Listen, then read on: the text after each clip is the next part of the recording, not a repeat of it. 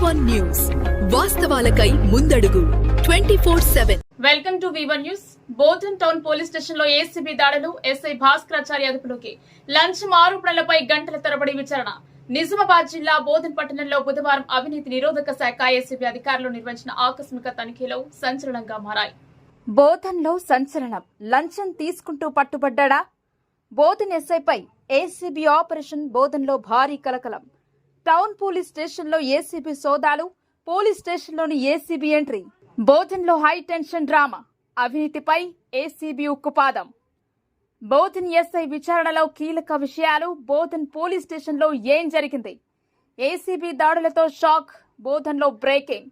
ఎస్ఐపై లంచం ఆరోపణలు. ఏసీబీ రంగంలోకి. లంచం వ్యవహారం బట్టబయలు.